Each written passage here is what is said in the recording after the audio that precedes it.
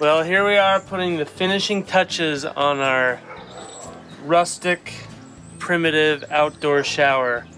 We've got a hose connected to some pipe, connected to a shower head, and that's pretty much it. So if you want a warm shower, you're out of luck. Random dad stuff. Here's how we do it.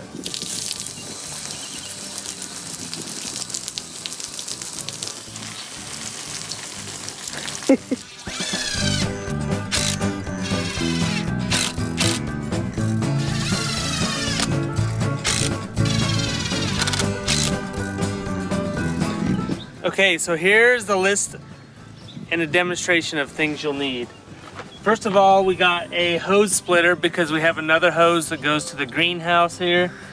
So we got a high quality hose splitter. Don't go for the cheap ones, they always leak. This one was about $18 at the hardware store, best one they had. Next, we got a hose. We've got about a 50-foot hose here. So we just used a hose because it was easy, readily available. And we've got a connector that goes from hose thread to standard pipe thread, and then we connect on our pipe elbow here, and this is 1/2-inch pipe. So we just went up here, we just put a valve here, 1/2-inch, a little more metal pipe, a 90-degree elbow there, and then we connect our regular shower head pipe and shower head on there, and as they say in England, Robert is your mother's brother. As you see, we've got a bunch of slate that we put down here.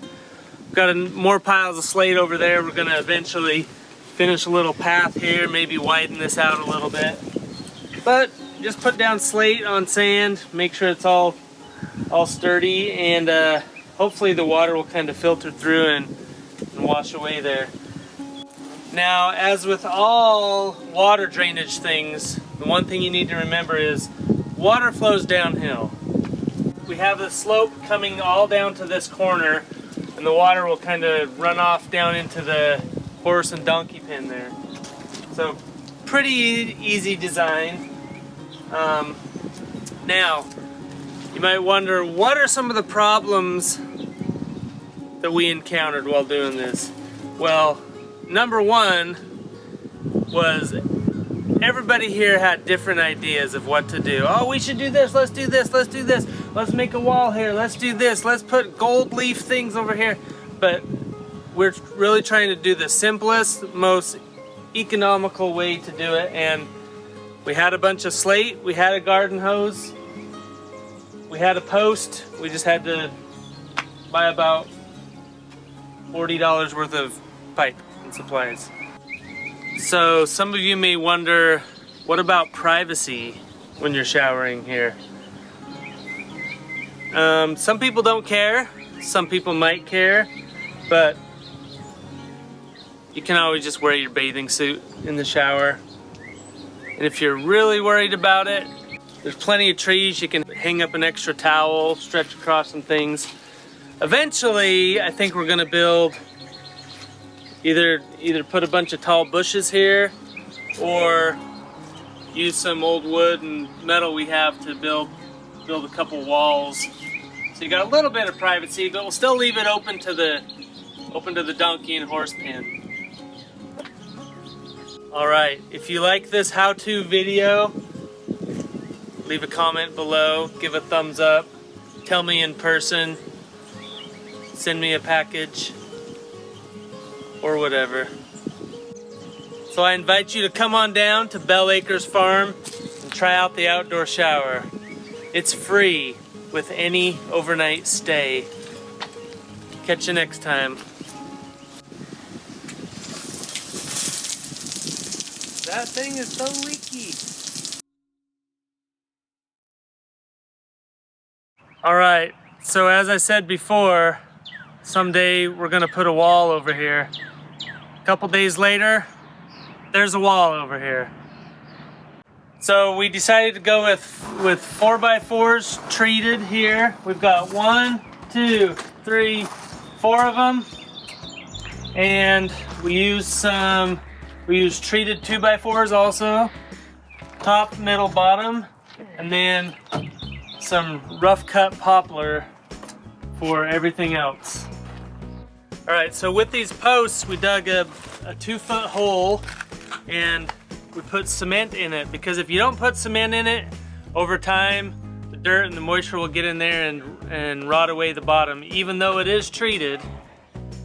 So we put a whole bag of cement in each one of these holes to help it stay sturdy and keep it from rotting out.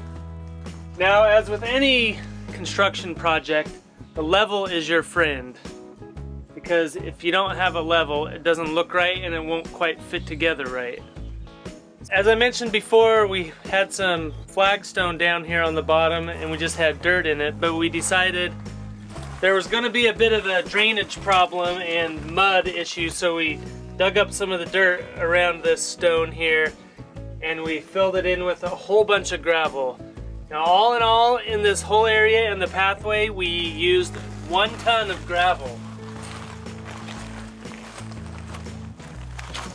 And for a ton of gravel, it only costs $60 if you pick it up yourself, which we did.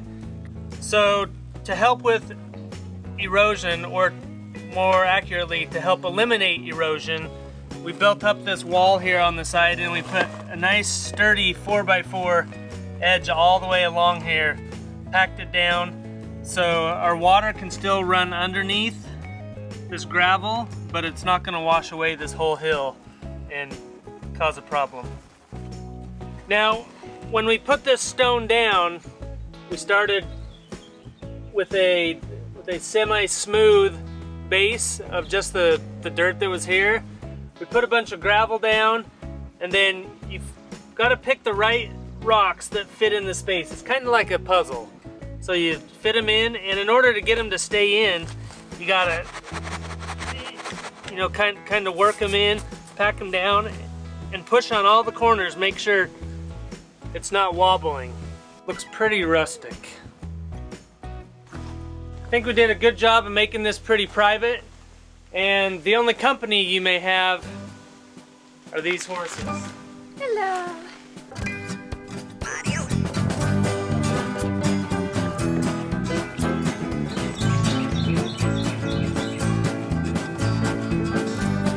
And you might be wondering, well, how much do the horses cost to have in my shower? They are for sale. Please contact us. So building an outdoor shower is a little more work than we anticipated. It's all her fault. It was a good idea. Are you gonna shower in it? No. Ooh. Why? It's too cold. So when we tore down the old fence here, a bunch of the honeysuckle came down, but my daughter made sure that she hung it back up here so you can have a nicely scented outdoor shower.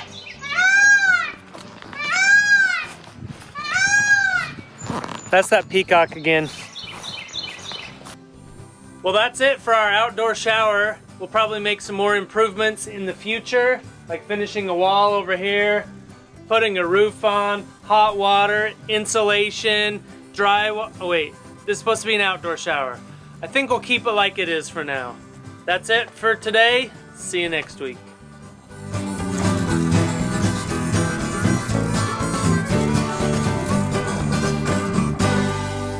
May have to have a shower out here a little bit later if it warms up.